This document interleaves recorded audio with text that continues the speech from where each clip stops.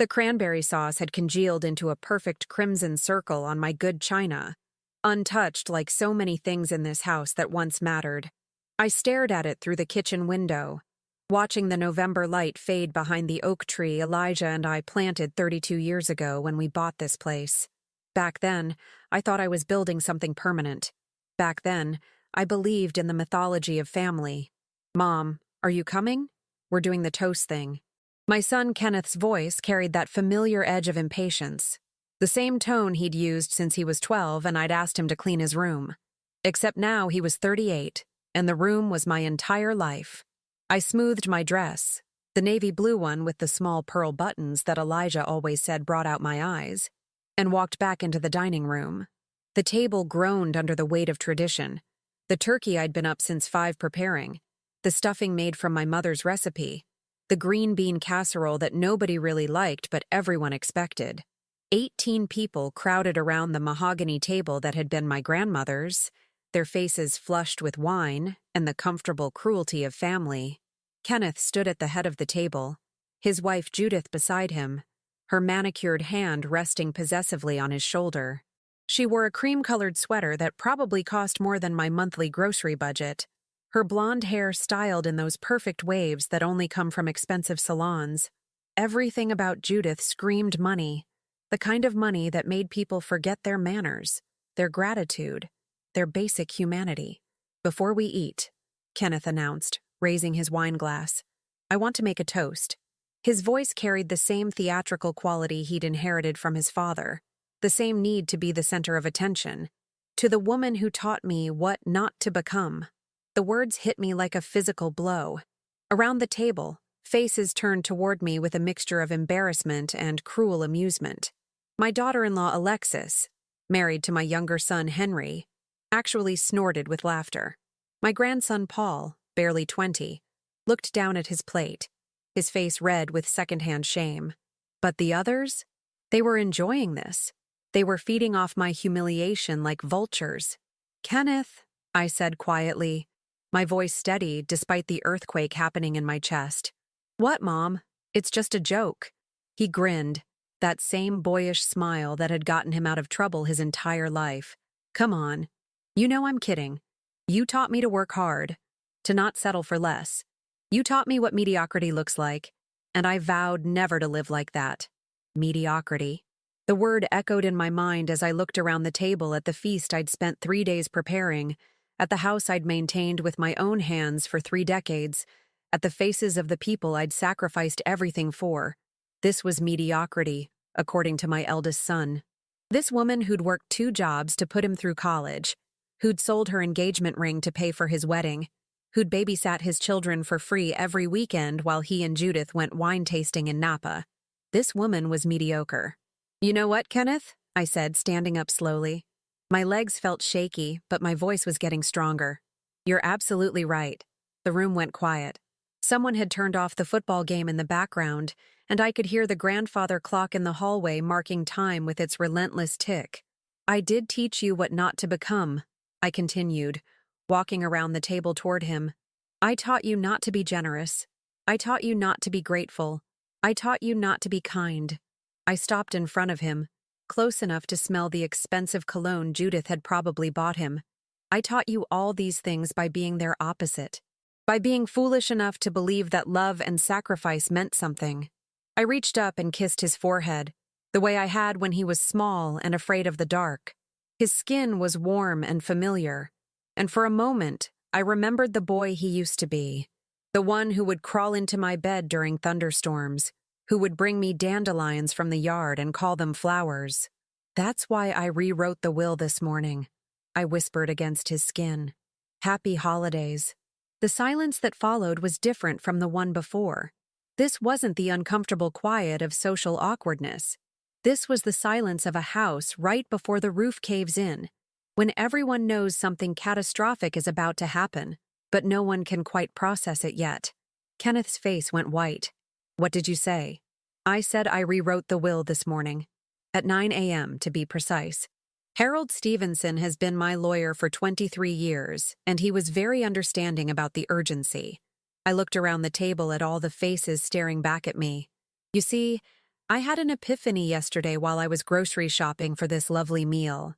I was buying organic turkey because Judith mentioned she only eats organic, and I was calculating how much I'd have to take out of my retirement fund to afford it. When I realized something, I paused, letting the words settle. In the kitchen, the timer was going off. Probably the pies I'd made from scratch, the apple and pumpkin that had been family traditions since before any of these people were born. I realized that I've been living like a servant in my own life, making myself smaller and smaller to accommodate everyone else's comfort, spending my money, my time, my energy on people who see me as an obligation at best, an embarrassment at worst. Henry, my younger son, shifted in his seat. "Mom, what are you saying exactly?" "I'm saying that the house you've been planning to inherit, Kenneth, the one you and Judith have been measuring for that kitchen renovation, it's not going to you anymore. None of it is." The timer kept ringing in the background, insistent and sharp. But nobody moved to turn it off. Nobody moved at all. "Where's it going?" Kenneth's voice was barely a whisper. I smiled then, and it felt like the first genuine smile I'd had in years. That's the beautiful thing about wills, sweetheart. They're full of surprises. The smell of burning pie crust began to drift from the kitchen, acrid and bitter in the warm air. I walked toward the kitchen, my heels clicking against the hardwood floors Elijah and I had refinished ourselves when the boys were small. At the doorway, I turned back. "Dinner's ready," I announced. "Please, everyone, enjoy. It's the last Thanksgiving I'll be cooking for this family." As I disappeared into the kitchen, I heard Kenneth's chair scrape against the floor, heard Judith's sharp intake of breath, heard the murmur of voices rising like a tide. But I didn't turn around. I had pies to save, and for the first time in decades, I was saving something just for myself. The kitchen was filled with smoke, but I didn't mind. Sometimes things have to burn before they can be rebuilt. Sometimes destruction is the only path to freedom. I turned off the timer and opened the oven door. The pies were ruined, their crusts black and crumbling, but I found myself laughing as I pulled them out, the sound echoing off the walls of the kitchen where I'd spent so many years feeding people who had forgotten how to be grateful. Behind me, I could hear Kenneth's voice rising, demanding answers I wasn't ready to give. But that was tomorrow's problem. Tonight, I had a decision to make that would change everything. The question was I finally brave enough to make it? The dining room erupted the moment I disappeared into the kitchen. Through the thin walls, I could hear Kenneth's voice cutting through the chaos like a blade through silk. "She's bluffing," he said, but there was a tremor underneath his confidence. "She's just trying to get attention. You know how she gets." How she gets? That was Henry, my younger son, his voice higher than usual. "Kenneth, when has Mom ever threatened to change her will before? When has she ever done anything like this?" I stood at the kitchen sink, running cold water over my wrists, an old trick my mother had taught me for staying calm. The water was shock cold against my skin, grounding me in the present moment. Outside the window, the neighbor's cat picked its way delicately across the frost-covered lawn, independent and sure-footed. I envied that cat. "She's upset about the toast," Judith's voice carried clearly through the wall. "It was just a joke. She's being completely unreasonable." "Was it funny?" This was Paul, my grandson, his young voice cutting through the adult conversation. "Because nobody was laughing except you guys. Grandma looked like you'd slapped her." "Paul, mind your own business," Kenneth snapped. "Adults are talking. I'm 20. I am an adult." There was something in Paul's voice I'd never heard before, a steel that reminded me of my own mother. And I saw Grandma's face. That wasn't a joke. That was mean. The kitchen door swung open, and Kenneth appeared, his face flushed with wine and anger. He'd inherited his father's build, tall and broad-shouldered, but where Elijah had carried himself with quiet dignity, Kenneth had the aggressive stance of a man who'd never been truly challenged. "Mom, we need to talk." I didn't turn around. Instead, I focused on scraping the burnt remains of the pies into the garbage disposal. The sound was harsh and final, like grinding bones. "I'm busy cleaning up your mess." "My mess?" His voice rose an octave. "You're the one who just announced you're cutting your own children out of your will over a harmless joke." Harmless. I turned around slowly, leaning against the counter. "Tell me, Kenneth, What's harmless about humiliating your mother in front of 18 people?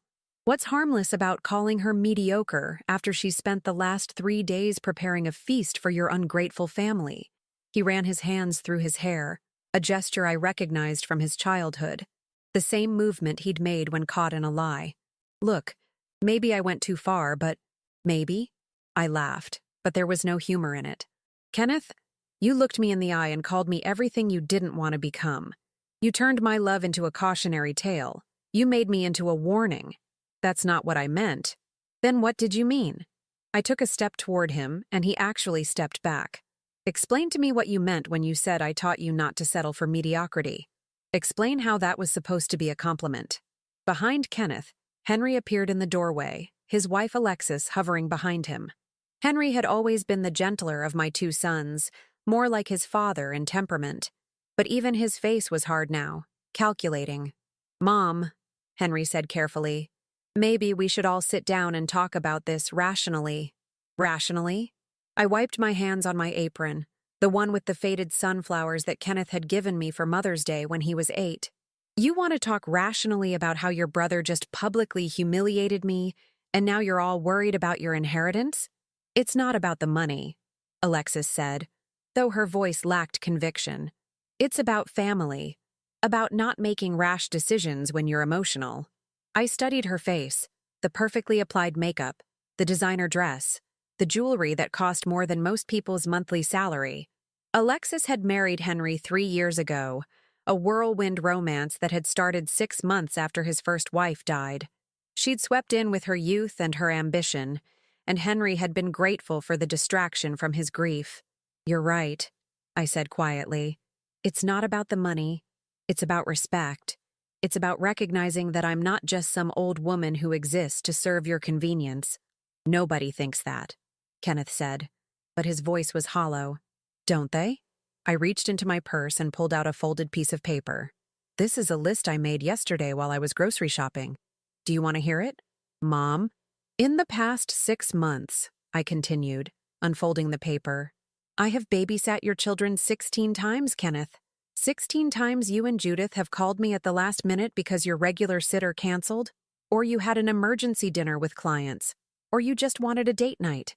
16 times I've canceled my own plans to accommodate you. Kenneth's face was growing redder. You're our mother. That's what grandmothers do. Is it?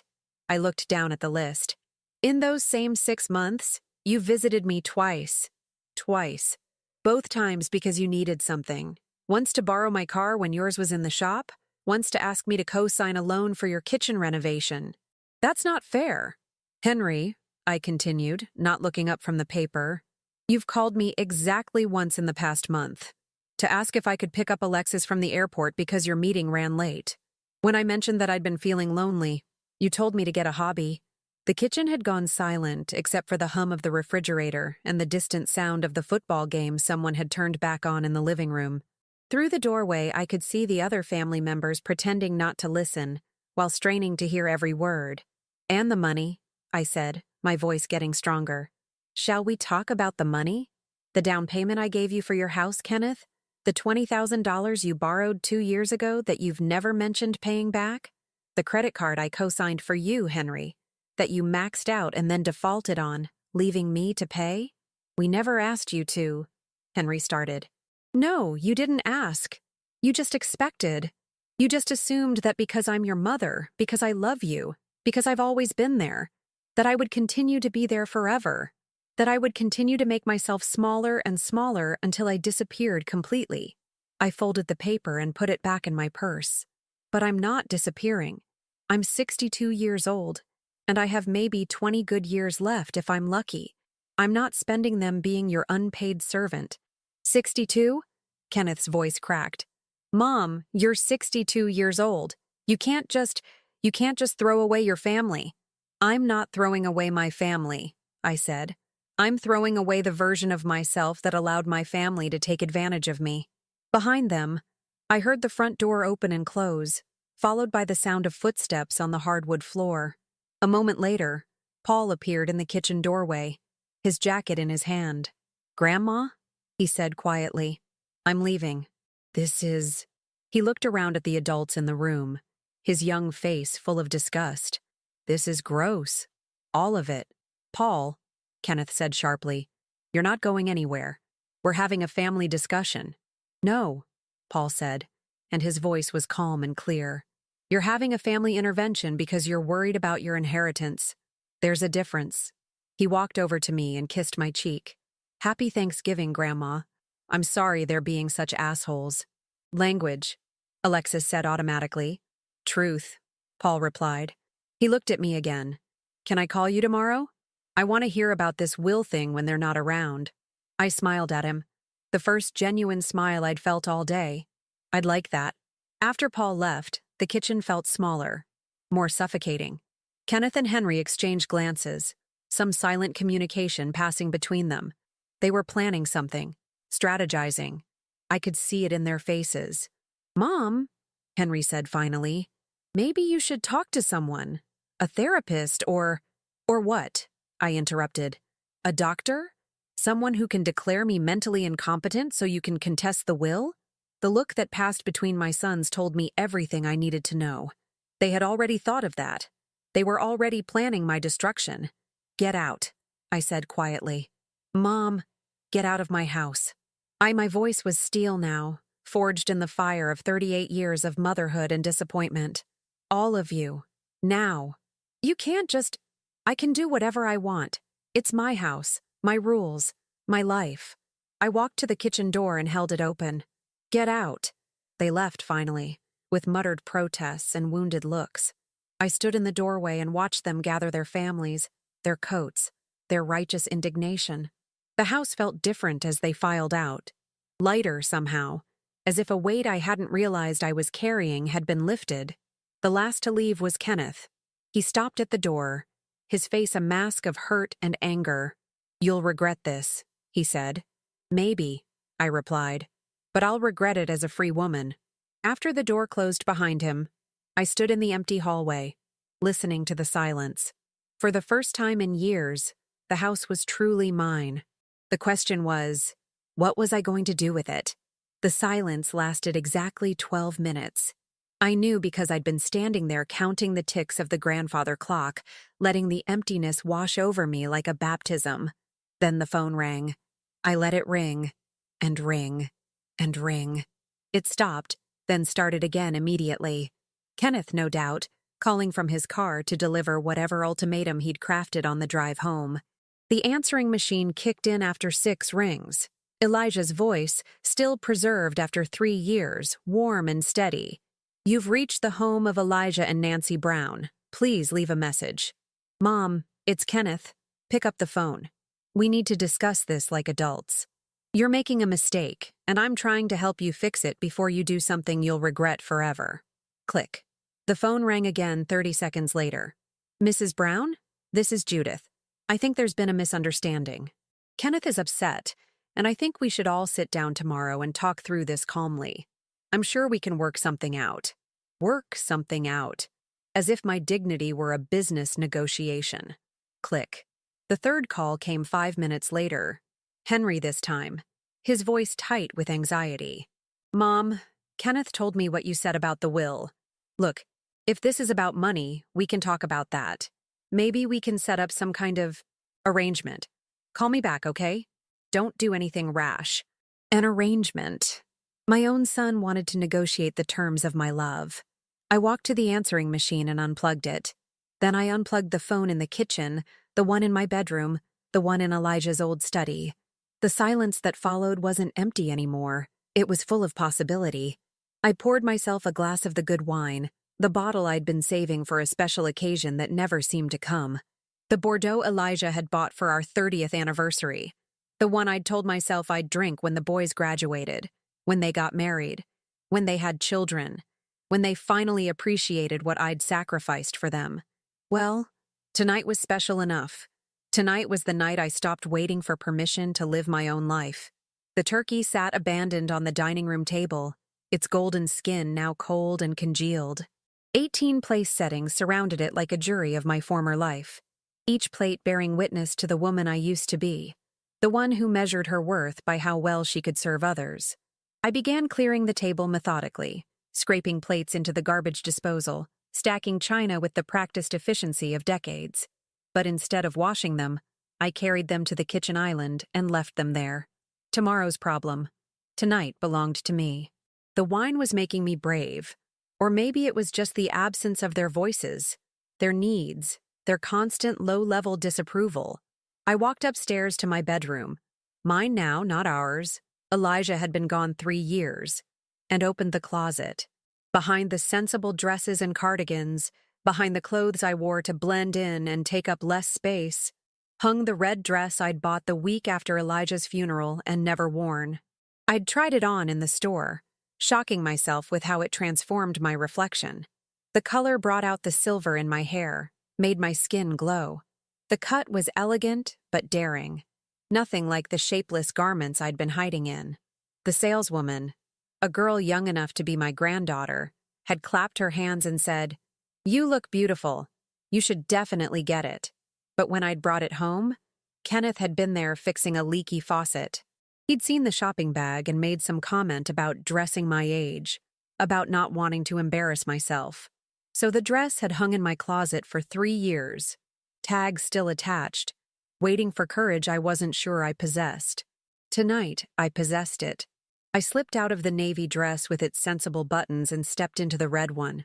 The silk whispered against my skin like a secret. I looked at myself in the full-length mirror Elijah had installed when we'd remodeled the bedroom 10 years ago. The woman looking back at me wasn't the mediocre mother Kenneth had toasted. She was someone else entirely. Someone with fire in her eyes and steel in her spine.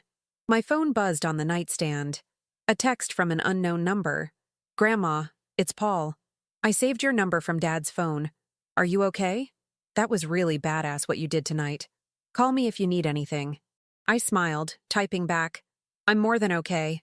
Thank you for standing up for me." His response came immediately. "They deserved it.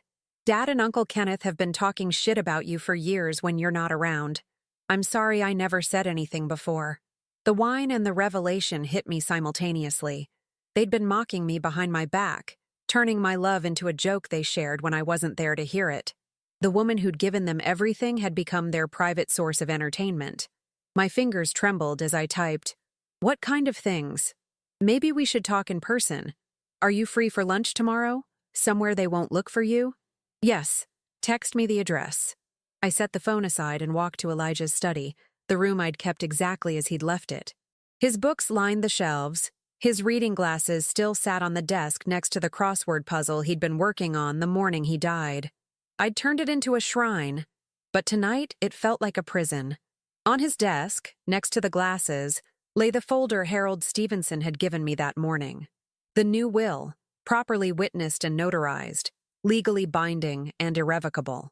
I opened it and read through the pages again, savoring each carefully chosen word. To my sons, Kenneth and Henry, who taught me the difference between love and obligation, I leave $1 each, in recognition of the exact value they placed on my contributions to their lives. To my grandson, Paul, who showed me that respect is not inherited but earned, I leave my car and $50,000 to pursue his education without the burden of debt his father and uncle accumulated. To the shelter for abused women downtown, where I plan to volunteer my remaining years, I leave my house and the majority of my estate, so that other women may find the sanctuary and support I was privileged to discover too late. And to myself, for the first time in 62 years, I leave the freedom to choose my own path. The doorbell rang, sharp and insistent in the quiet house. I glanced at the clock, nearly 10 p.m. Too late for social calls, too early for emergencies. I walked to the front window and peered through the blinds. Kenneth's BMW sat in my driveway, engine running. He stood on my porch, shifting from foot to foot like a child who needed to use the bathroom. Behind him, Judith waited in the passenger seat, her face illuminated by the blue glow of her phone. The bell rang again, followed by sharp knocking. "Mom, I know you're in there. We need to talk." I stepped back from the window, my heart racing. The old Nancy would have opened the door, would have apologized for upsetting everyone, would have begged them to come back and pretend none of this had happened. The old Nancy would have torn up the will and gone back to being grateful for whatever scraps of attention they threw her way. But the old Nancy wasn't wearing a red dress. "Mom!" Kenneth's voice was getting louder, more desperate. "I'm not leaving until you open this door." I walked to the intercom system Elijah had installed after a break-in scare 5 years ago. I pressed the button and spoke clearly. "Kenneth, you have 10 seconds to get off my property before I call the police." "You can't be serious." 10, 9, 8. "Mom, I'm your son." 7, 6, 5. I heard him say something to Judith. Heard car doors slam. Through the window, I watched the BMW reverse out of my driveway, its taillights disappearing into the darkness. My hands were shaking, but not from fear, from power, from the intoxicating realization that I could say no and make it stick. I poured another glass of wine and walked back to the dining room, looking at the abandoned feast with new eyes. All that food, all that work, all that desperate attempt to buy love with roasted turkey and homemade cranberry sauce. What a waste. What a beautiful, necessary waste. Tomorrow, I would start over. Tomorrow, I would have lunch with my grandson and learn what my sons really thought of me. Tomorrow, I would call the women's shelter and ask about volunteering. Tomorrow, I would begin the process of becoming the woman I should have been all along. But tonight, I would dance in my red dress in the house that was finally, completely mine. I would finish the bottle of good wine and eat the expensive chocolates I'd been saving for guests who never came. I would celebrate the death of the old Nancy Brown, the woman who had mistaken doormat for love. The grandfather clock chimed 10 times, marking the hour of my resurrection. In the distance, I could hear my neighbor Grace playing piano, something classical and beautiful that floated through the winter air like a promise. I raised my glass to the empty room, to the cold turkey and the abandoned dreams, to the life I was finally brave enough to claim. "To the woman I'm about to become," I said aloud. The sound of my own voice, strong and certain in the silence, was the most beautiful thing I'd heard in years.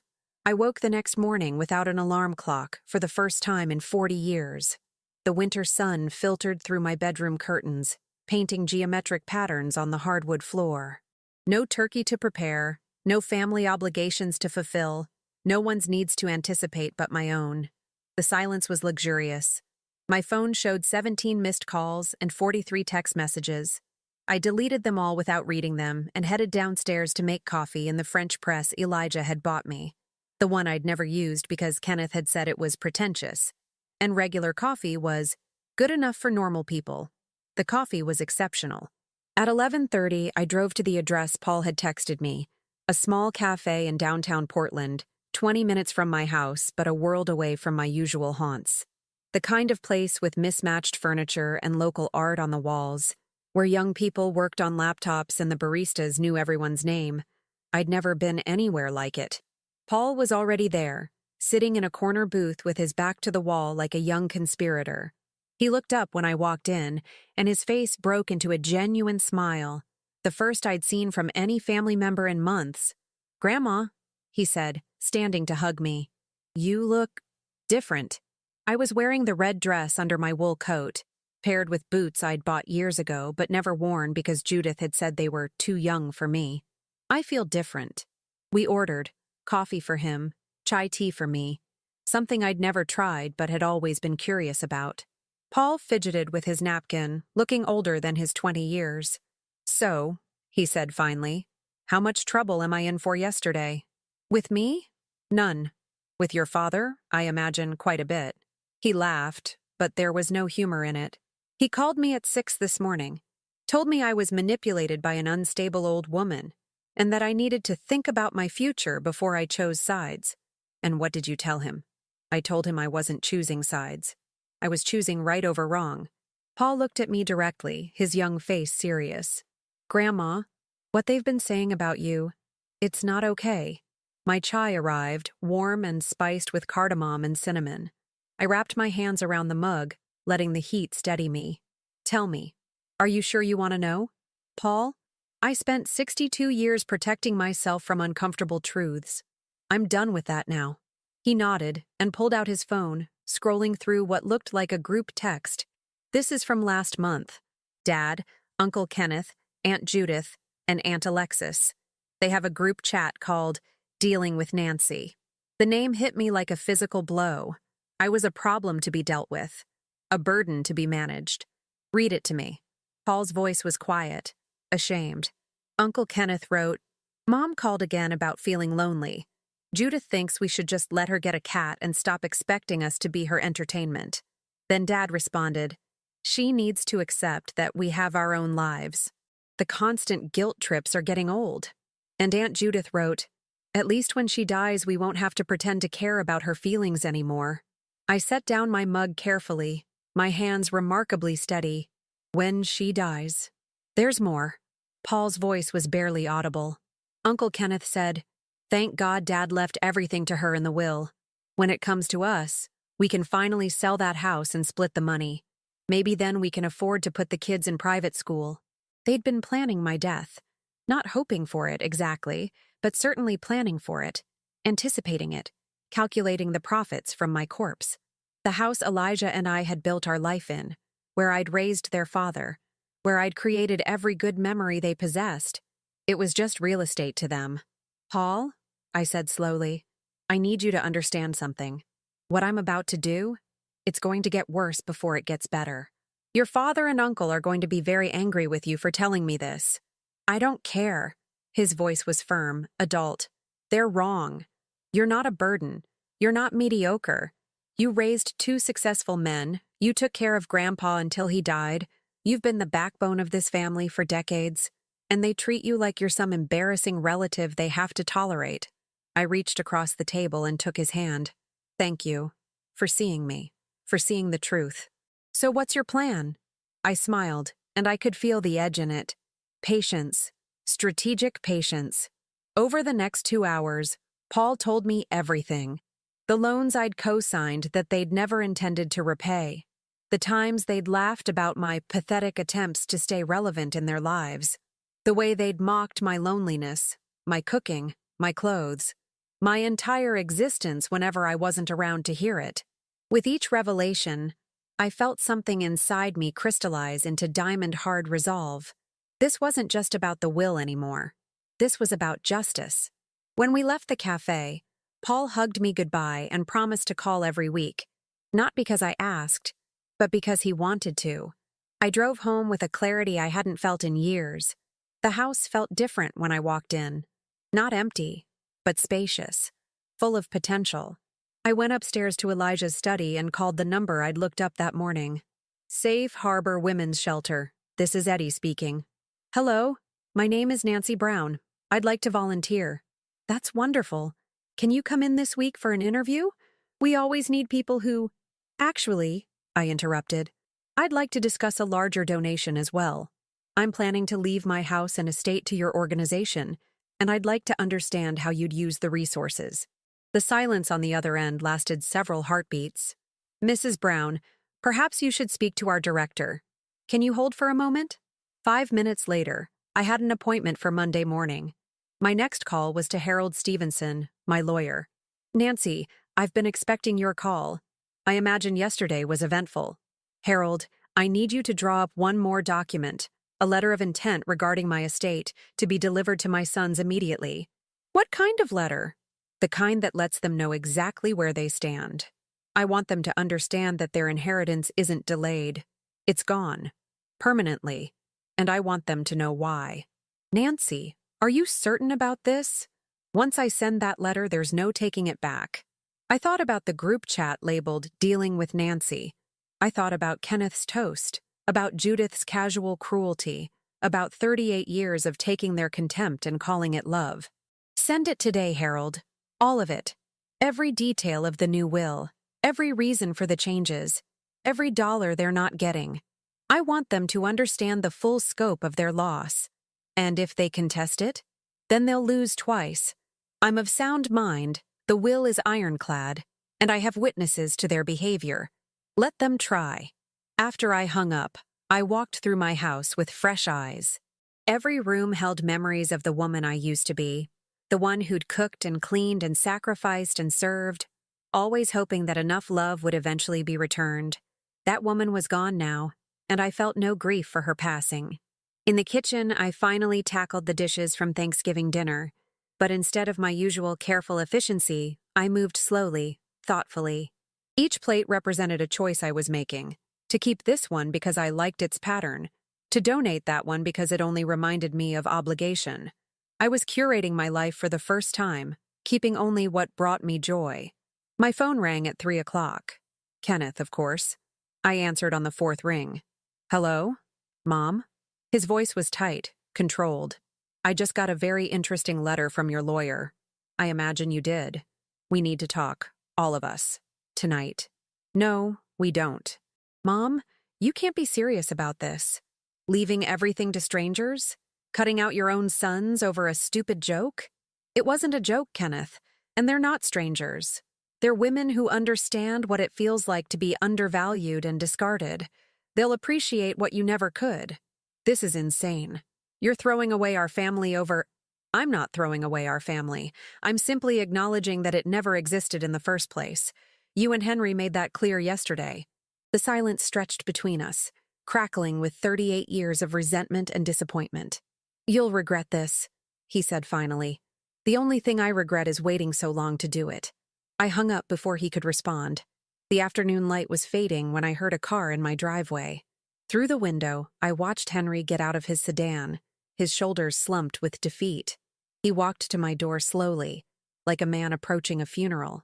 This time, I opened it. Hello, Henry. He looked older than he had yesterday, worn down by whatever conversation he'd had with Kenneth. Mom, can I come in? Please? I stepped aside and let him enter. He stood in my hallway like a stranger, looking around as if seeing it for the first time. Nice dress, he said quietly. Thank you. Mom, I know what Kenneth did was wrong. The toast, the things he said. But this is too much. You're destroying our family. I studied his face, looking for any sign of the boy I'd raised, the one who'd brought me dandelions and called them flowers. All I saw was a middle-aged man calculating his losses. Henry, when is the last time you told me you loved me? He blinked, caught off guard. What? When is the last time you called me just to see how I was doing? When did you last visit without needing something? That's not fair. Isn't it? I walked to the living room and sat down, gesturing for him to join me. Tell me about your life, Henry. Tell me about your marriage, your work, your dreams. Tell me anything that isn't about what you need from me. He sat on the edge of the couch, his hands clasped between his knees.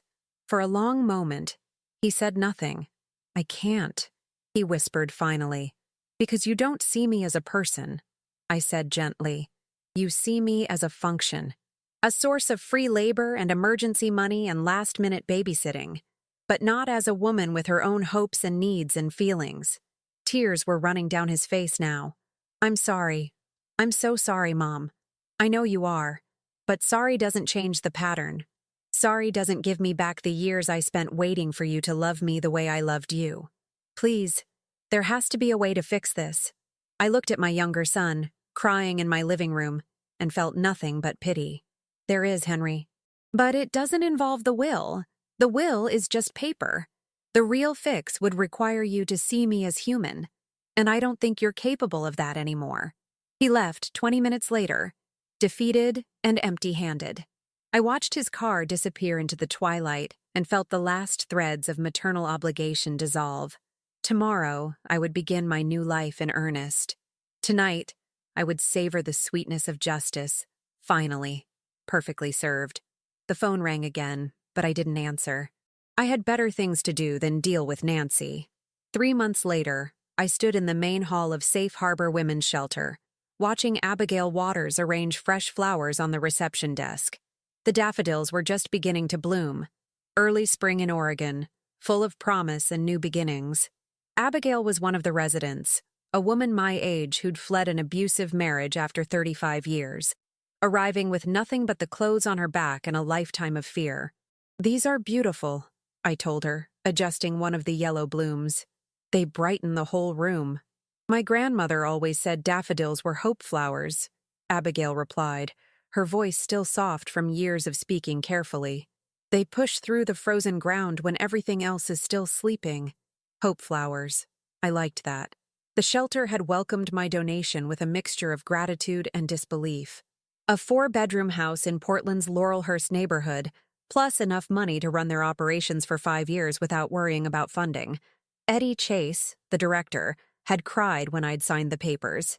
"You understand this changes everything for us," she'd said. "We can expand our programs, provide longer-term housing, offer job training. You're giving these women their lives back." What I hadn't told her was that I was giving myself my life back too. My new apartment was small but mine. A 1-bedroom place 6 blocks from the shelter, walking distance from the cafe where Paul and I met every Tuesday for lunch. I'd kept only what brought me joy.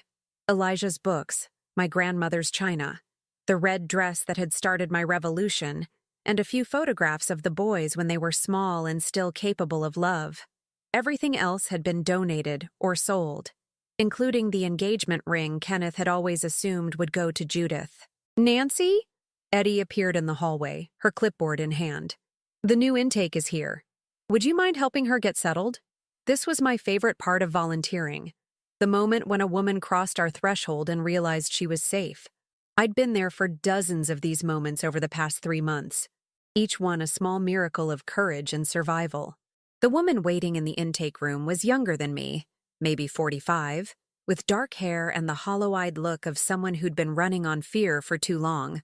Her name was Joan Bell, and she clutched a small suitcase like a lifeline. "Welcome to Safe Harbor," I said, sitting across from her. "I'm Nancy. I help new residents get oriented." "Is it true?" she asked, her voice barely above a whisper. "That I can stay here as long as I need? That he can't find me?" "It's true. You're safe here. We have security systems, legal advocacy, counseling services, and more importantly, you have a community of women who understand exactly what you've been through." Joan started crying then, not the desperate sobs of grief, but the quiet tears of relief. I handed her tissues and sat with her in the silence, remembering my own moment of awakening 3 months ago in a kitchen filled with smoke and burned pies. "How long does it take?" she asked finally. "What?" "To stop feeling like you're nothing. To remember who you were before you disappeared into someone else's definition of you?" I smiled.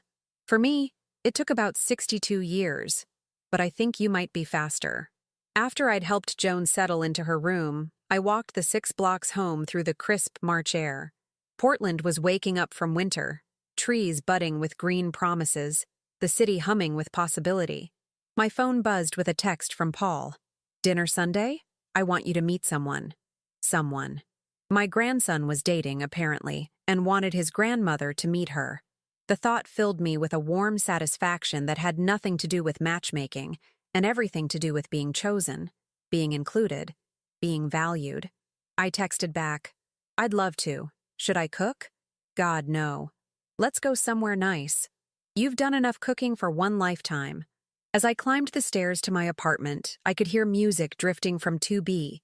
My neighbor, Grace Qualls, a retired music teacher who played piano every evening. She'd become an unexpected friend, this woman who lived alone by choice and thrived in her solitude. We had coffee together most mornings, sharing stories and silence in equal measure. "Nancy," Grace called from her doorway as I passed. "Perfect timing. I just made too much soup again." This was Grace's way of taking care of people, pretending she'd accidentally made too much food when really she was making sure her friends were fed.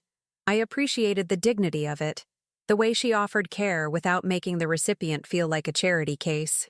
"I'd love some. Let me grab wine." We ate in her living room, surrounded by plants and books and the comfortable clutter of a life well lived.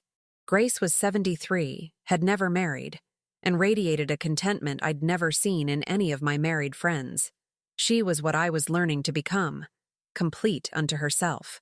"How were the boys this week?" she asked, knowing that Kenneth and Henry had been calling daily since the will reading. "Persistent. Kenneth showed up at the shelter yesterday, demanding to speak to Eddie about my mental state. She had security escort him out." Grace laughed. "I like this Eddie woman more every day. Henry's been leaving flowers on my car. Expensive arrangements with guilt-inducing cards about forgiveness and family. And how does that make you feel?" "Nothing." The honesty of it surprised me. I feel nothing. It's like watching strangers perform someone else's tragedy. Good. Grace raised her wine glass. To feeling nothing about people who never earned the right to your feelings. We drank to that. Later, as I prepared for bed in my small, perfect apartment, I thought about the woman I'd been just 3 months ago. That Nancy had measured her worth by how much others needed her, had confused servitude with love, had believed that making herself smaller would somehow make her more valuable. This Nancy knew better. My phone rang as I was brushing my teeth. Kenneth, for the 3rd time this week. I let it go to voicemail, then listened to the message while I moisturized my face with the expensive cream I'd bought myself, the kind I'd always thought was too indulgent, too selfish. Mom, it's me. Listen, I know you're angry, but this has gone on long enough. Judith's pregnant. You're going to be a grandmother again, and this baby deserves to know you. Call me back, please. A baby. Another grandchild to love and lose. Another little person who would grow up learning to see me as disposable. The old Nancy would have called back immediately, would have rushed over with gifts and offers to help, would have been grateful for another chance to prove her worth. This Nancy deleted the message, because I'd learned something crucial in my months at the shelter, working with women who'd survived the worst kinds of love. Real love doesn't require you to disappear. Real love doesn't diminish you or demand your silence or punish you for taking up space. Real love sees you as fully human, worthy of respect and consideration and basic kindness. My sons had never learned to love me. They'd learned to use me, to exploit me, to extract what they needed while giving as little as possible in return. And I'd enabled it, mistaking their taking for loving, their convenience for affection. No more. The next morning, I was arranging donations in the shelter's clothing room when my phone rang. Paul's number. Hi, sweetheart. Grandma. His voice was strained. Dad called me about Aunt Judith being pregnant. He wants me to convince you to call him back. And what did you tell him? I told him I wasn't his messenger boy. But Grandma, he's really struggling. He lost his job last week. Something about being too distracted to perform well. And Uncle Henry's marriage is falling apart. Aunt Alexis moved out. I felt a flicker of something. Not guilt, exactly, but a shadow of my old conditioning. Then I remembered the group chat. At least when she dies, we won't have to pretend to care about her feelings anymore. I'm sorry they're struggling, I said, and meant it. But their problems aren't mine to solve anymore. I know. I wanted you to know that I don't blame you. For any of it. They did this to themselves. Thank you, Paul. That means everything to me. After we hung up, I continued sorting clothes with steady hands. A red sweater that would look beautiful on Abigail. A business suit that might help one of our residents find work. A child's jacket that broke my heart a little, donated by a mother who'd fled with nothing but her children and her courage. Each item was a story, a life disrupted and rebuilt, like mine. That evening, I sat in my living room with a cup of tea and Elijah's copy of Middlemarch, a book I'd always meant to read but never had time for when I was busy managing everyone else's needs. The light from my reading lamp pooled golden on the pages, and outside my window, the city hummed with the gentle noise of people living their lives. I thought about Kenneth's voicemail, about the baby who was coming, about the family gatherings I would never attend again. There was sadness in it, but not regret. Some doors, once closed, should never be reopened. My phone buzzed with a text from Eddie. New family arriving tonight. Mother with 3 kids, fleeing domestic violence. Could use your help tomorrow with intake. I texted back, I'll be there. Because this was my family now. These women and children who understood the cost of survival, who knew that sometimes love means walking away, who were learning what I'd learned. That your worth isn't determined by how much you can endure, but by how much you're willing to demand. The daffodils in my window box were blooming, pushing through the last of winter's grip with determined beauty. Hope flowers, Abigail had called them. I touched the glass and smiled. Tomorrow there would be new stories, new beginnings, new women discovering their own strength, and I would be there to witness it all, free and whole and finally, completely myself. The woman who had taught her sons what not to become had become exactly who she was meant to be.